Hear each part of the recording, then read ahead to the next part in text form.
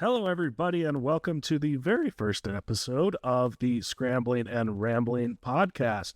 Well, I'm one of your hosts, Greg Sackwich. You might know me as Fat Man Little Trail, and then I am joined now by my wonderful co-host, Becca. Becca, how you doing today?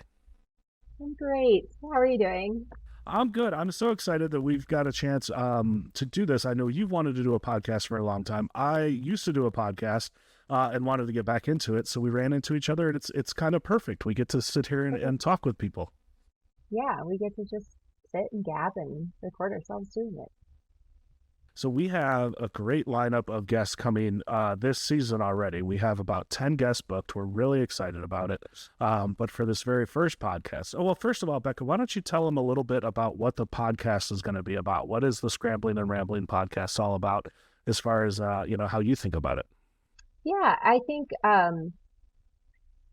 we wanted to do like a kind of outdoors podcast, but it's a little more than that. I think we're both also very interested in the arts and the intersection of the outdoors and arts. And I think also both of us very much enjoy getting to know people. So the whole idea here, I think, is just getting to know people and their relationship with the outdoors and the arts and whatever that looks like. I feel like there's so many wonderful stories, both on the outdoor or in the outdoors, and like on a canvas, or through a song, through a poem, all of that. It's just like there's so many wonderful people that we get to meet, and like you said, we just love to meet people. Normally, in the Scrambling and Rambling podcast, we would now interview and bring on our first guest because nobody wants to hear us talk all day. But for this first episode, you're stuck with us, so we're going to go ahead and interview ourselves. Each other actually, and just make sure that we kind of let everybody know who we are, what we're about, and what brought us to this world. So, Becca, ladies first, always. I will let you go ahead and interview me if you'd like, if you're ready. Yeah, are you ready for the hard-hitting questions? I'm not. I'm actually a little nervous. You're a journalist, so this is freaking me out a bit. No, I mean, honestly, I thought we would start off by how we even met, but I think this is funny because I remember meeting you, but I don't think you remember meeting me. So I want to know how you think we know each other. So I feel like I've been corrected on this. I feel like I've already gotten this question wrong before, but I think that we first met at the Outdoor Market Alliance show in Denver, but you said I'm wrong, didn't you? I mean, if we did, I don't remember, and then that's my fault. But I don't think that's when we met. When did we meet? We met at it was a media backpacking and hiking trip with Verde in Verde Communications it was like we met up in Netherlands and then went hiking or backpacking. I think this was like a year and a half ago, probably ish, a little over a year ago. You are right, actually. Yeah. You're right. Yeah, because I didn't do the backpacking part of the trip because I had to work the next day. Right. So I abandoned all of you and left you. And when we got up to the peak, or that pass, it was like snowing and rainy and like freezing rain and all that. Right? That was that trip. Yeah. Yeah. Oh gosh. No, actually, hold up. Nope. I don't think so. It was in the Is that the summer. wrong trip It was in too? the summer. It was in the summer, but I thought we got the bad weather once we got up to Arapahoe I remember Pass. it being pretty warm. I think I just am not memorable, apparently. Me and Becca have known each other for a very long time in very memorable experiences. Yep. And we're on the same page about that. I still think the first time though was at that trade show, but I'll go with it. So was it the one where we did oh, absolutely. You are totally right. The one that we took the shuttle into from Netherlands over to yeah, I think and then we walked. Yeah. Yeah, it was Indian Peaks Wilderness somewhere. Yeah. Yep. Yeah, the Hesse trail. We went through Hesse and Yes. yeah, we walked up. Yeah. Oh, yep. And yeah, that was absolutely the first time that we met. Now that I think about it, you weren't on the other Verde trip that I went on. That was a fever dream. I thought I met you then, but apparently I did not. And then we went. And then that was in like June, and then OMA was in July, I believe. That would make sense. And then we saw each other at OMA after that. Reinforced because I sat down at your table to eat breakfast and could not remember your name. Nice. I didn't even remember meeting us, so you're meeting Yeah. you, so it wasn't even my fault. Okay. So, okay, so All you right. made We me got. look bad on the first question. Let's see where we're gonna go from here on. All right. Let's see. Well, this is another thing I wonder if you remember, but recently at the outdoor media summit, we realized that we've like lived in the same places for a while. So I wonder if we should talk about where we're from or like where we're from, where we've lived, because I think I've like creepily followed you around um, the country a little bit. I feel like you did have kind of like that reverse soccer thing where Yeah. like I was there and then you came in after me. Hmm. So I started I kind of grew up in Michigan, was born and raised outside of Detroit, Michigan, basically down in the thumb. Everybody Love it. knows Got to use Michigan, the you just hand. hold up a glove and you got to use a hand. So I pointed it out for all of our listeners out there. So I was there and then I moved into the Chicago area. So I was there and I was in Michigan until like first grade, first or second grade, and then moved over to the Chicagoland area. And that's kind of where I had my formidable years, as they say. Hit the high school and did all of my activities and all that. Then I stayed there for junior college for a couple of years. Then I ended up going to Real College down in outside of Nashville, Tennessee. So I was there for a couple of years, and then Indianapolis, and then Denver. So let me guess, we met somewhere along that line, and I did not remember it. I think that's what we did. It is possible because I think we were in Indianapolis at the same time. And you were working in media. You were working in television, am I right? I was working in local TV news in Indiana. Yep. And when I was in college, I did some internships, like some PR internships that had me, that like took me periodically to like the local news station. And yeah, so it's possible. It is possible that we've crossed paths. Our worlds have been intertwined. Mhm. This podcast was meant to be from years and years ago. Yep, yep, it's true. It's true. Yeah, you also have ties to Michigan, don't I you? do. So yeah, I never lived in Michigan, but my dad's family is from Grand Rapids area originally, and have always had like a cabin in the UP, the Upper Peninsula, if you're unfamiliar. So part-time Youper, You're a Youper. yes, You're a Youper. part-time Youper. Spent a lot of time in the UP. It is my favorite place. It is a place I consider moving to one day, perhaps, but it is also remote and a very different lifestyle. But I do love it there. I will say that like we're both out in Colorado now, and it is beautiful in Colorado, and I love it. But northern Michigan is one of the most beautiful places I've ever been to in my life. It is absolutely stunning up there.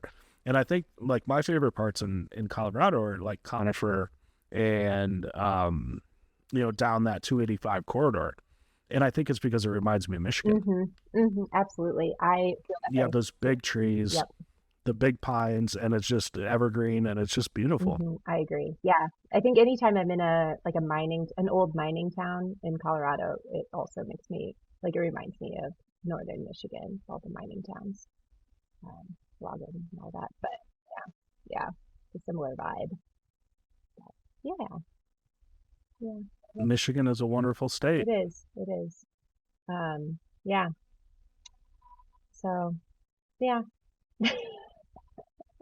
Are those all the questions you Yep, have to that's it. interview me That's it. today, Thank you, Becca? over. Just needed to know how you know me and where you have lived. That's all I need to know. It it feels very stalker-esque. We have gone straight into the you're already mad at me, Yeah, and it's our we're 5 minutes into our first we're off podcast. to a great start. Um, no, but I actually am curious because thinking about the places we've lived and also how we both have pretty like I'd say outdoorsy lifestyles. We're pretty connected to the outdoors. We live in the city. You and I both live in Denver, like actually in the city. So I'm curious how you feel about city living versus like, do you have any desire to move like into the mountains or anything like that? Yeah, I would love to. Right now I love the city life. I only drive on weekends. I walk everywhere. I can walk to the grocery store. I can walk to restaurants. I can walk to work. And I really enjoy that.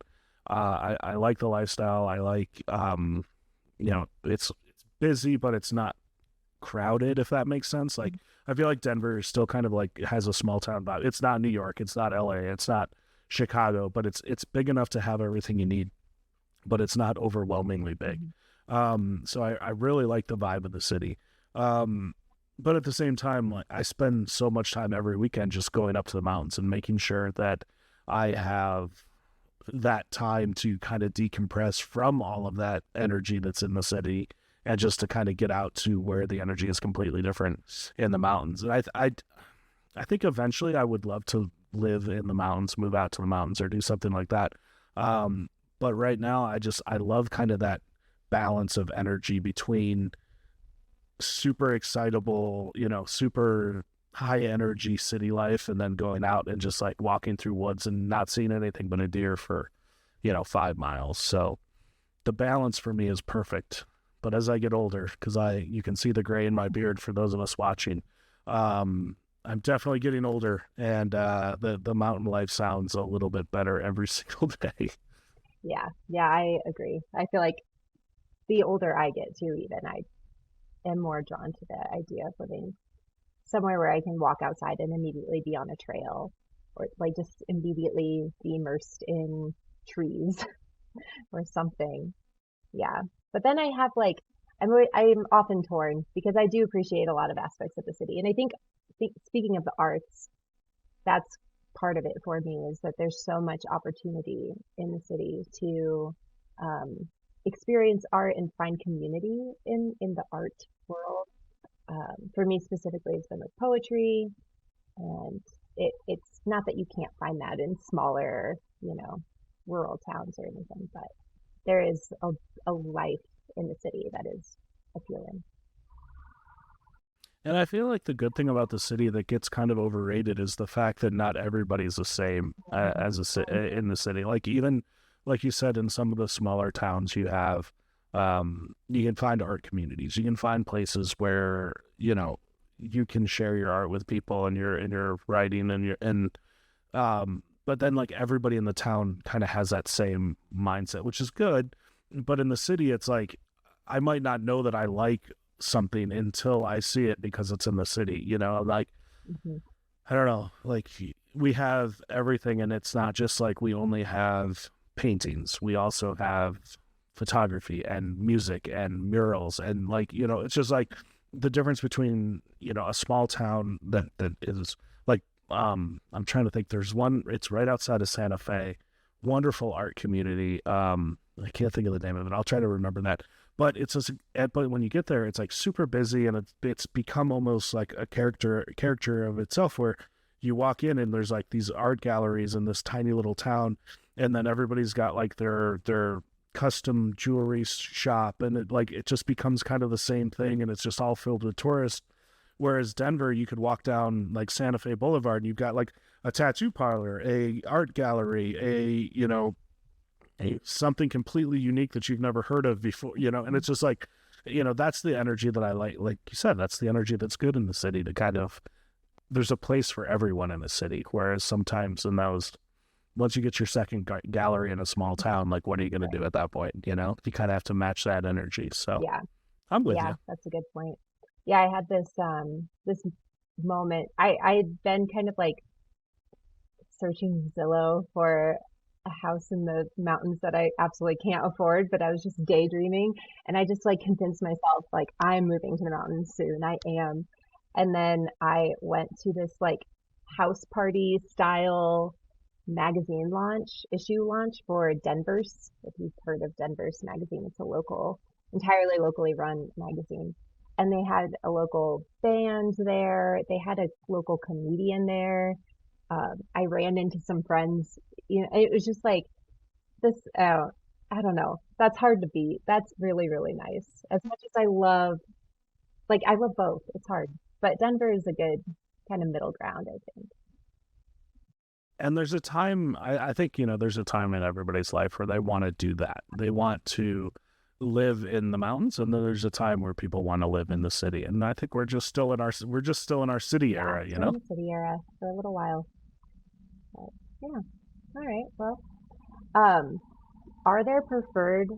This is not a question I wrote down, but I am curious. What are some of your favorite like art forms to experience or see or even do yourself? Do you have any? So I love to write. Yeah, I love to write. Writing is one of my favorite things. This like my whole thing. I'm kind of known for my Instagram and my social media and telling funny little jokes and things like that. But everything started with my website, Fat Man Little Trail, where I wrote, you know, trail reviews and restaurant reviews. I found a locally owned restaurant near each trail and tried to encourage people to go, if you're going to be out in the mountains, support the local economies and find the locally owned places there. And then I did gear reviews and stuff like that. But what I really loved is what I call my Fat Man Ramblings. And those are just the random thoughts that come into my head when I'm hiking, so literary genius stuff like to pee or not to pee. Because, that is the It question. is.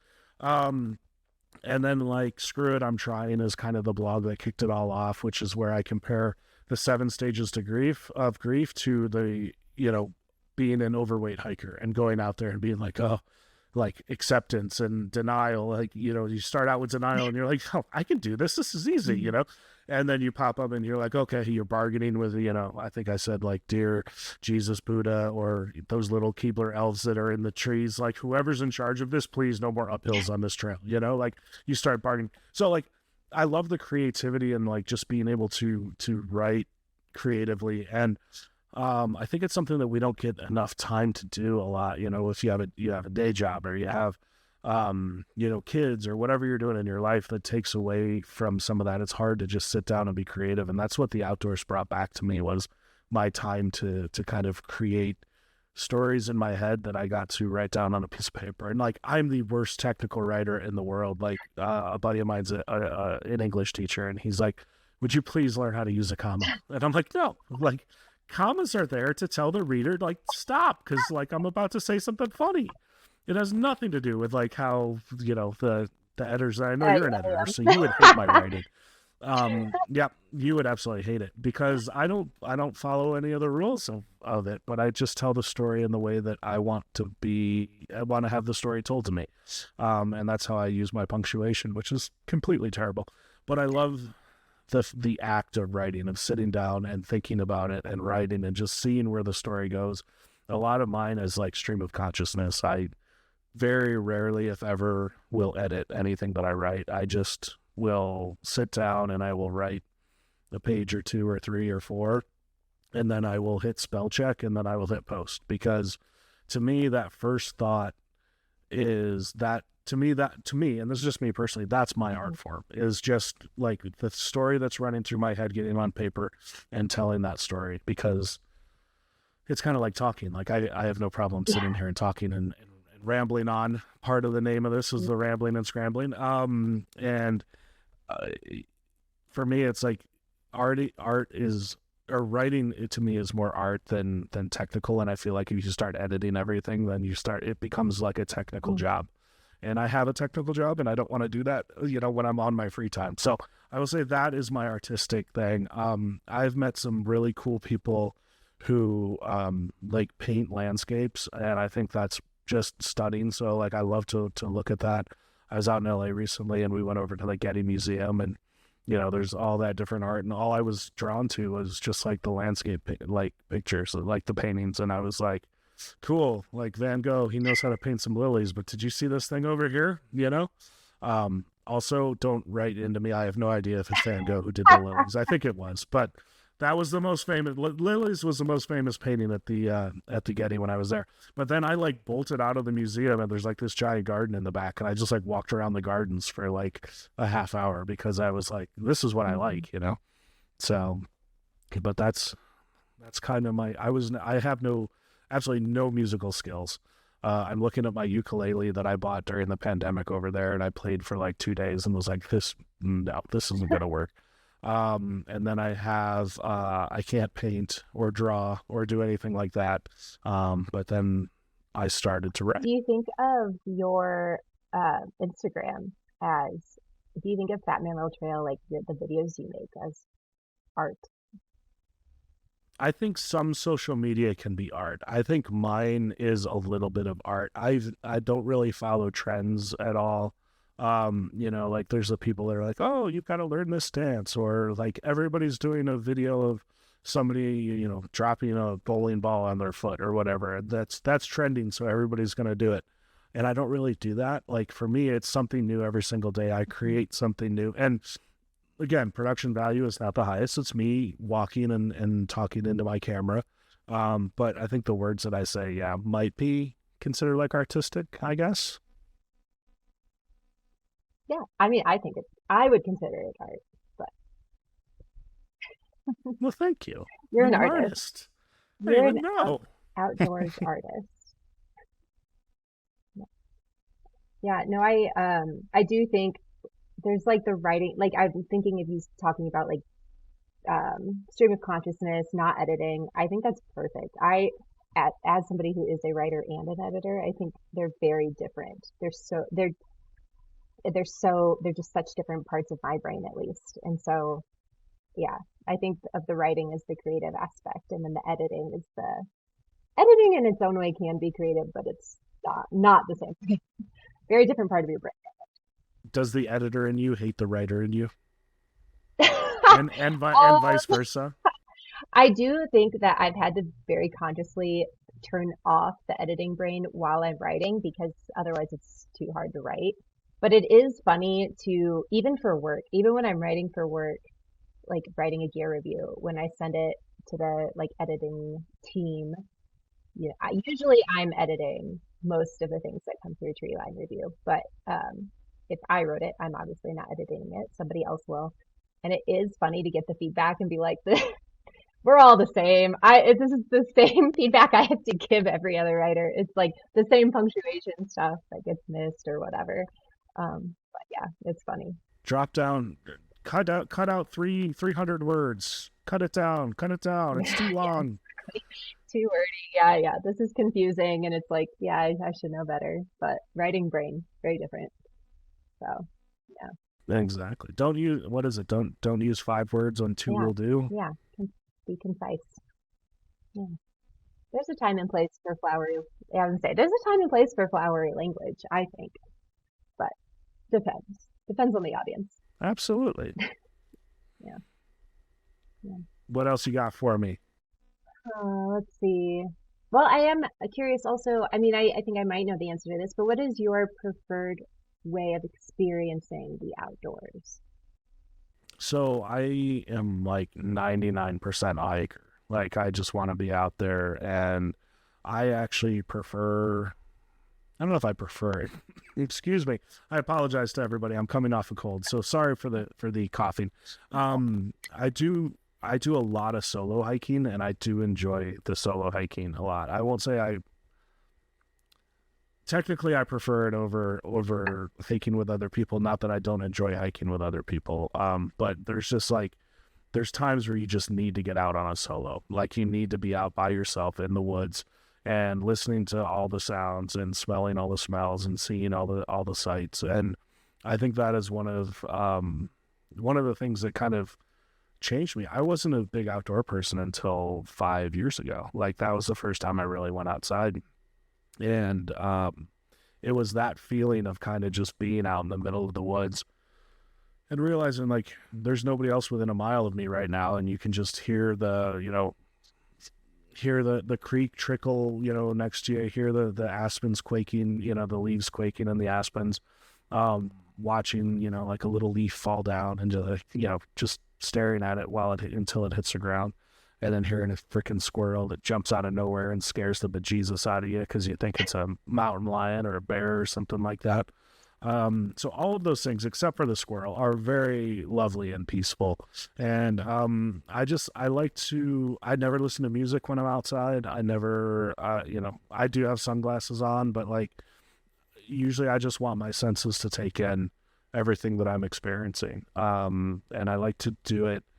I don't trail run for a couple reasons. One, I'm fat. It's not going to work very well. And two, I feel like, and we're going to argue about this later, but I feel like trail runners miss too much. Like, I feel like Ooh. when you're hiking, taking Mm. your time, like it's easy to stop. And trail runners, the ones that I've seen are like, oh, look, great tree, great tree, great tree, great tree. But they're just looking at it as they're running by it. You know, it's like driving by an accident on the highway. You slow down, you look over, and you go, "Oh, that was cool, crazy," and then you just keep going. Whereas like hikers, we're all like, essentially, we're kind of lazy, and we just like to, we'll walk and we'll be like, "Oh, look at that tree," and we'll just stop and look at it for a while. And I don't want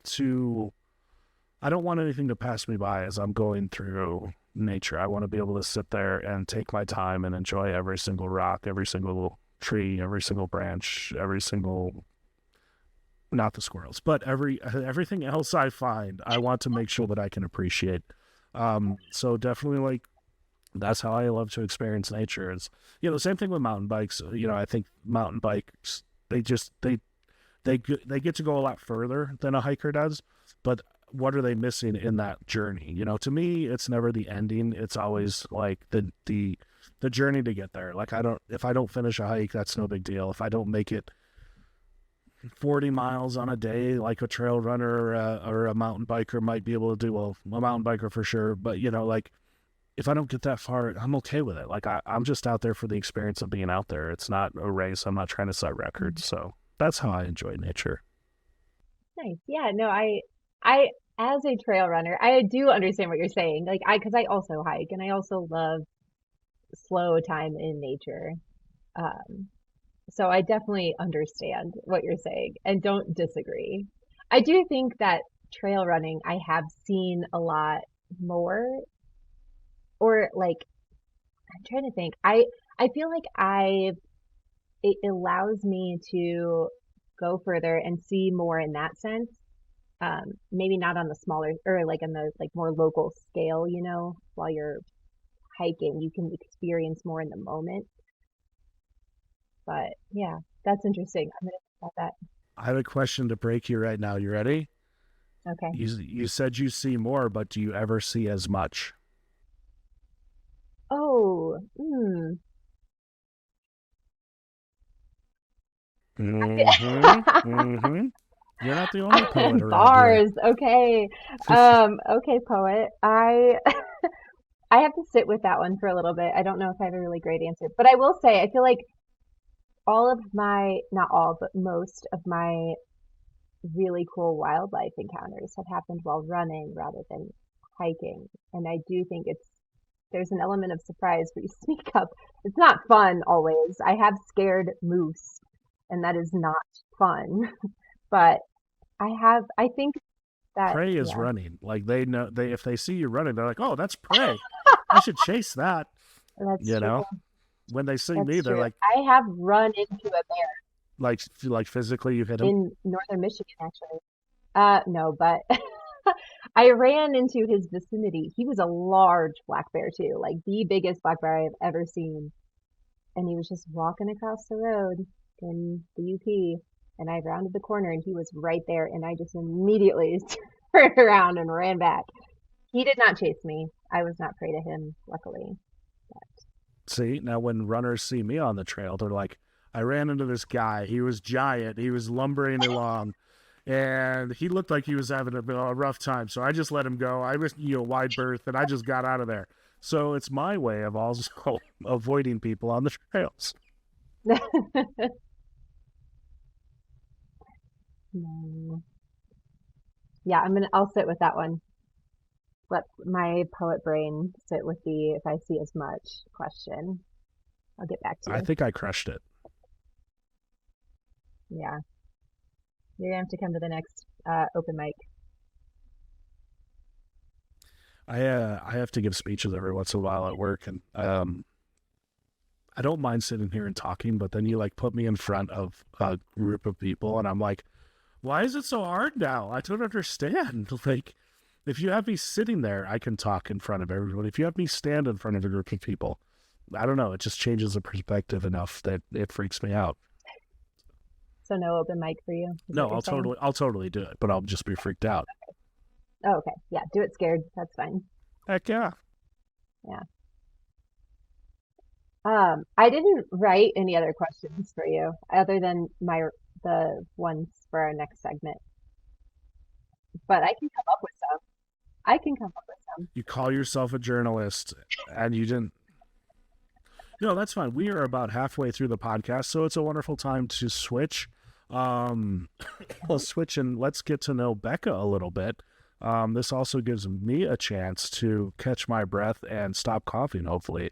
Again, apologies for that. So,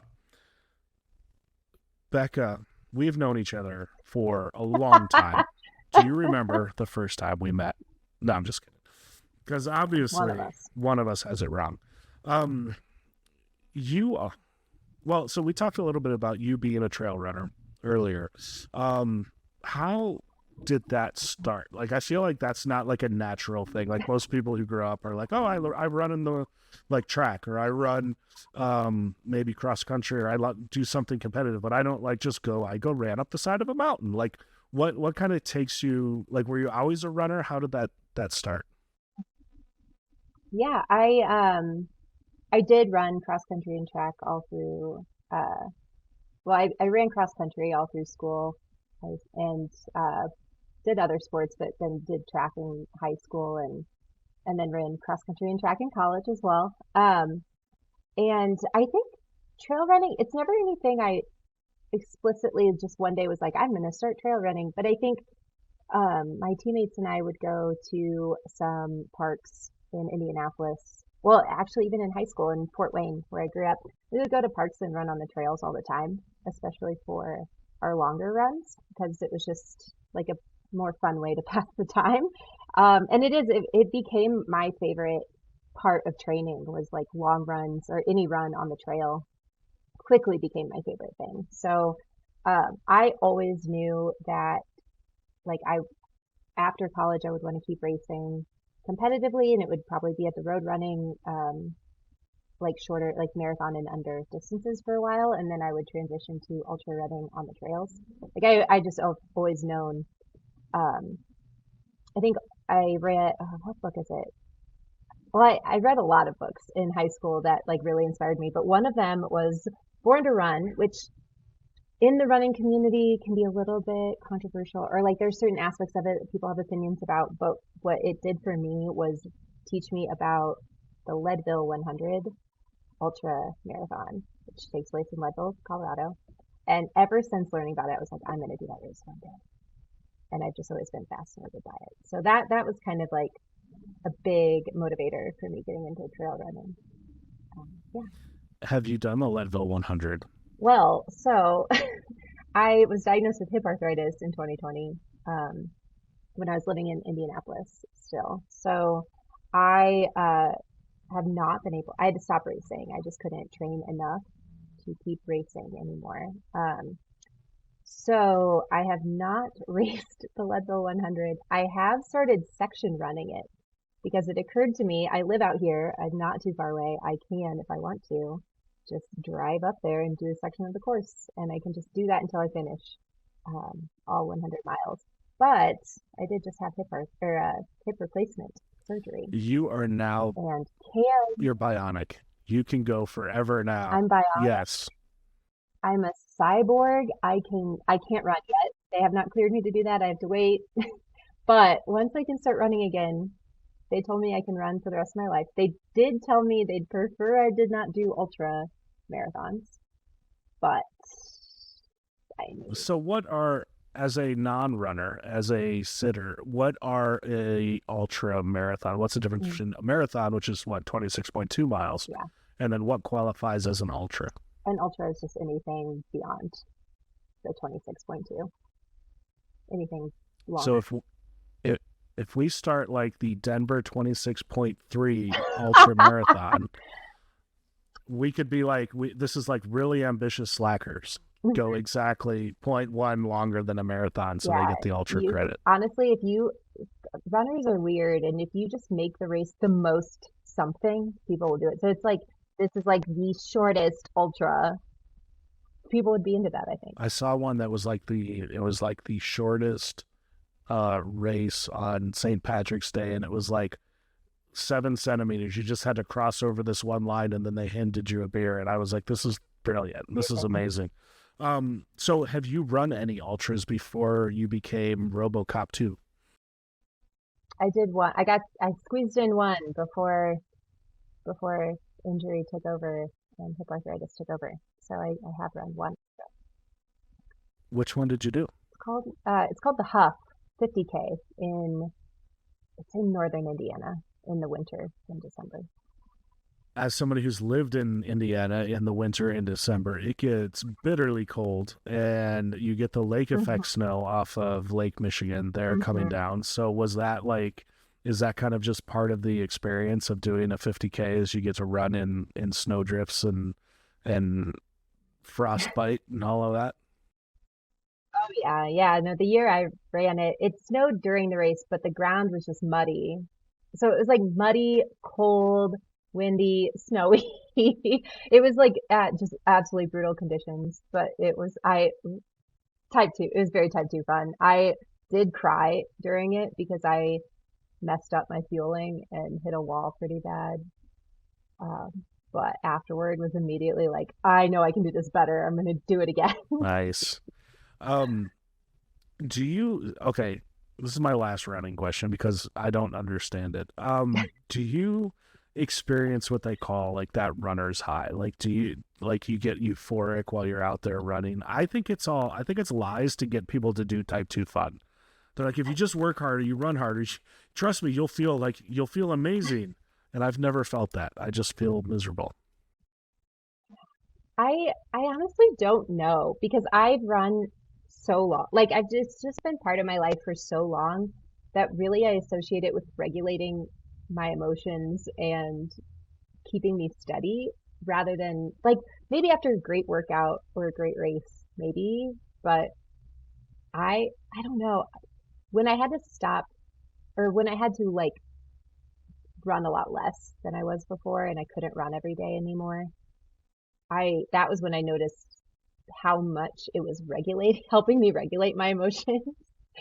Um, and I had to find new like a new skill set in doing that for myself when I couldn't run. But I don't know. I'm sure it's real, and it's such a part of my daily routine that I don't I'm going to continue. I'm notice going to it. I don't continue to know. believe that it's just thing runners say to people like me to convince me to go out there and do something that is type 2 fun, Yeah, as you called it. I'd put it at like type 6 fun. Like, someone else may be able to speak to the before, like maybe other people have experienced this, but I don't know.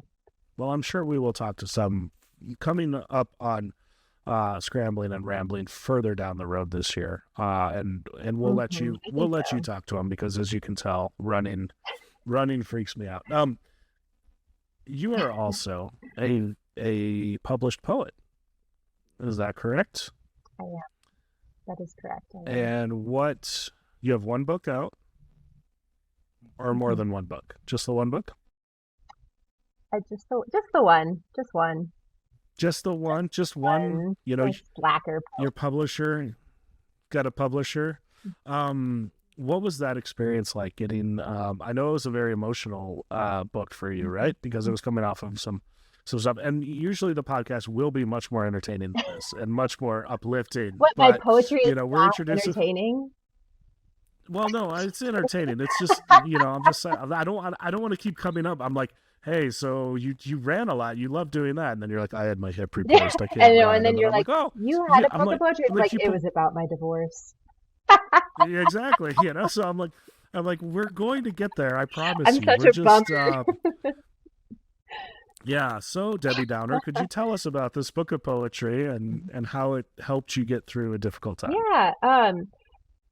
Speaking of losing racing and running daily, I did turn to poetry a lot in that time. It was 2020. I I was going through divorce at the end of 2019 and then through first half of 2020, which was a really fun time to going through divorce during the pandemic. So yeah, it was brutal, but I couldn't run every day anymore. So I turned to poetry. I had studied it in undergrad. I'd studied creative writing. I'd had some great poetry uh, professors. So and I had turned to it at other points in my life too. So this was like a turning back to it. And I started taking it more seriously. I started writing more, reading more, and then I decided to go back to school and get my MFA in poetry, which is ultimately what brought me out to Denver. I chose the Mile High MFA program at Regis University, and the book I wrote was the product of my thesis, essentially, the manuscript I had to write for my MFA. And it was a lot, the bulk of it, at least it started out as a way for me to process my divorce. It ended up being about so much more. It's about so much more than my divorce. Like that kind of took a backseat, actually. The more I wrote, it became about a lot of things, just what like identity changes in myself, like a future I thought I wanted being kind of taken away from me and being deciding maybe I don't want it anymore, and all kinds of things. And so um, it really became about like marrying, the idea of like maybe marrying a future you didn't ask for, but you're embracing anyway and you're making the most of. And so, yeah. I love that. It's about kind of the transition and like how, you know, no trail is straight. Nothing just goes exactly in the direction you think it's going to go. There's always twists and turns. And, sometimes around each bend you get a better view. And I feel like you're there now. Hmm. You're sitting here doing a podcast with me, so I've made you it. have made it now. I've made it. Um, I've made it. uh, Keeping to our trend here, I wanted to ask you how you feel about kicking puppies. No, I'm just kidding. Because, Mm. because we keep going. I almost, I almost got you there.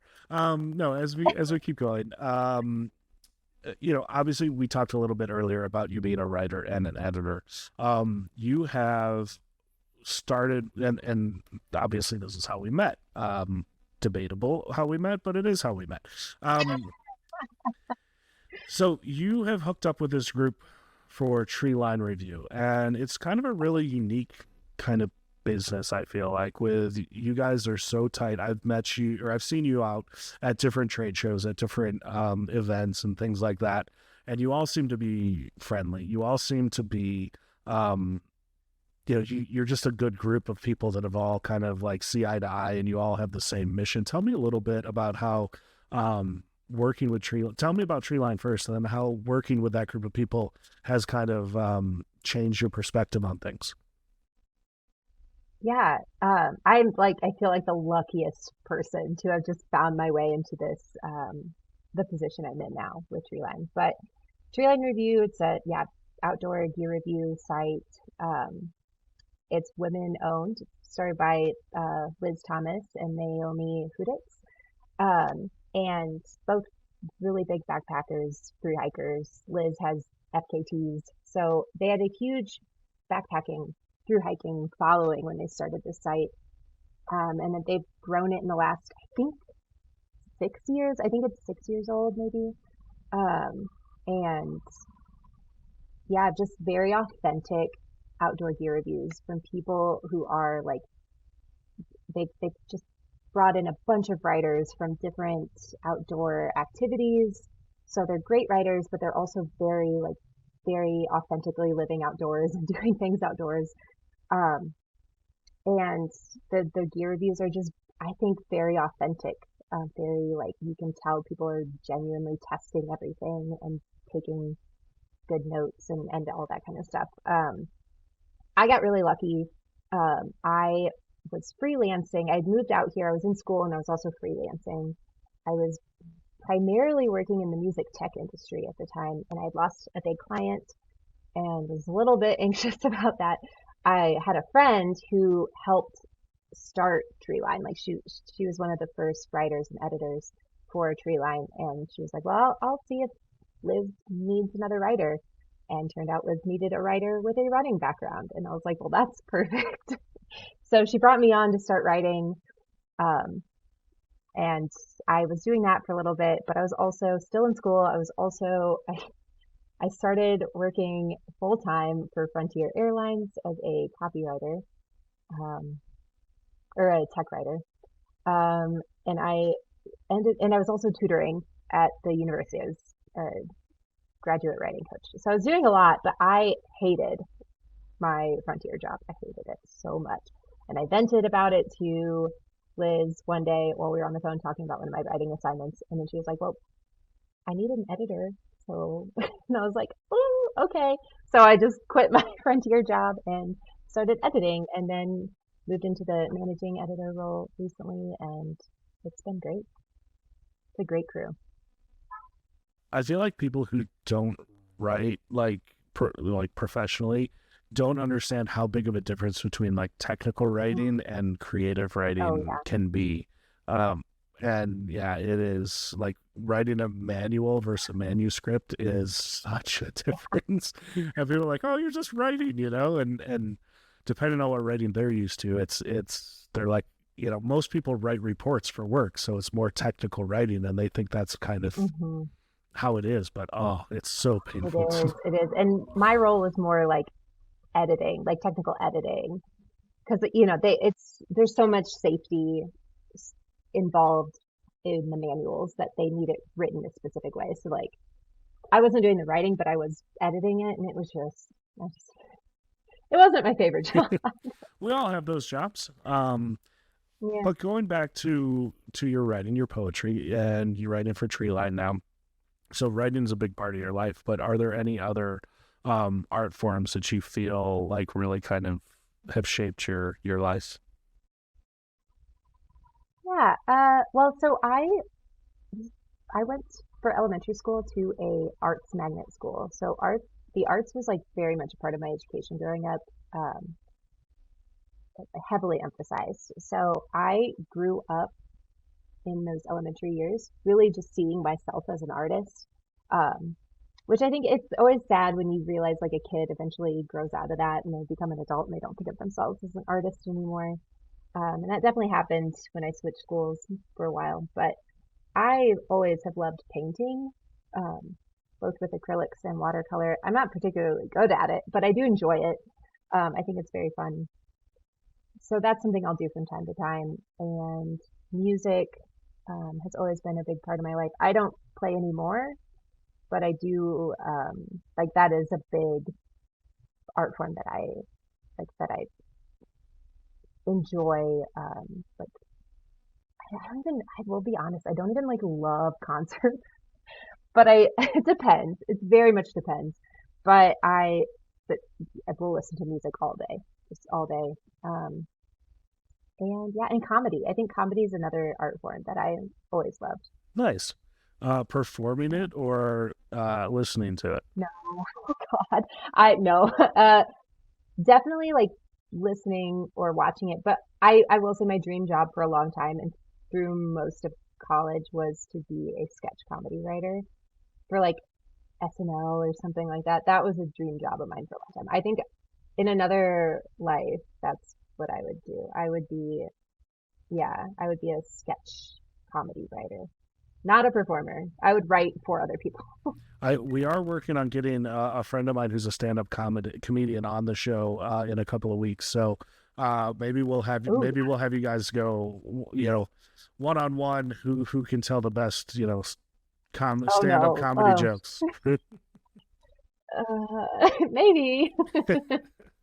Becca, what is something that uh, is kind of like, a, excuse me, a quirk just to you, something that people don't know about you that you always wish they did, or something like that to get to know you a little better? Oh, this is the kind of question I need in advance. I off the top of my head, a quirk The quirk, about the me. quirk is that you need the questions in advance. No, I'm just Yeah. no, that's all good. I was just trying to set us up for the next segment of the show. Oh, We're getting there towards the end. So we have we're called the Scrambling and Rambling podcast, which means that we ramble for a little bit and then we begin to scramble. Is that how it's set up? What is the scramble, Becca? Yeah, well, I do love that we've done very little.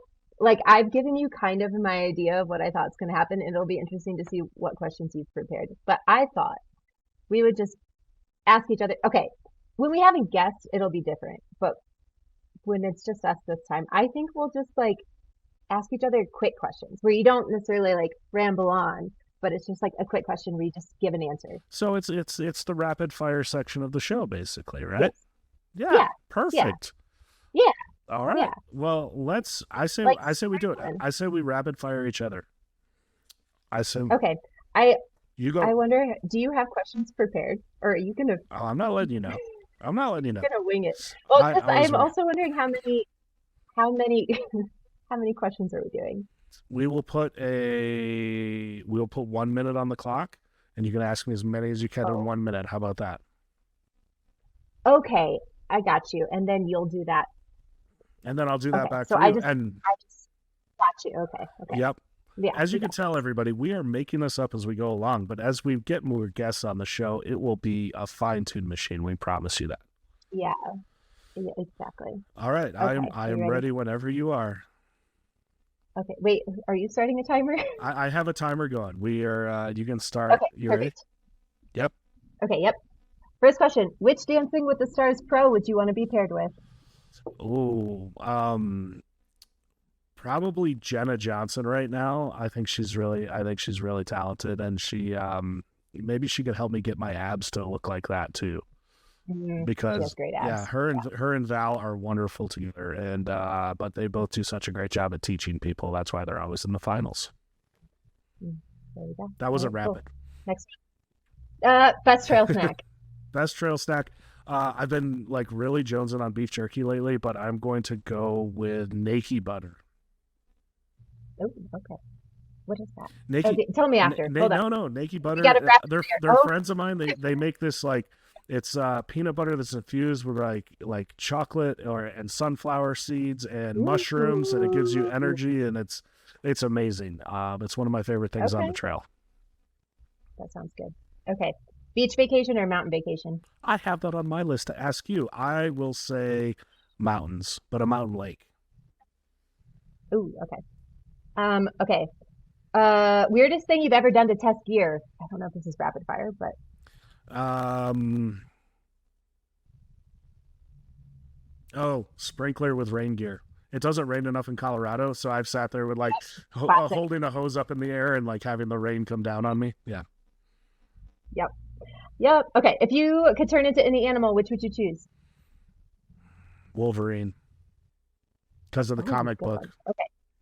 Yeah, that's a good one. Okay. Let's see. Where are we? Number one dream travel destination. Oh, I'm knocking some of them off my list already. So, the Redwoods were the number one on my list, and I went there this last spring. So I've got to Nice. come up with a new one. I'm just gonna stick with like Washington, the state of Washington, because I haven't been there yet. Oh, nice. Actually, Vancouver. If you, Changing it up. oh, yeah, Vancouver.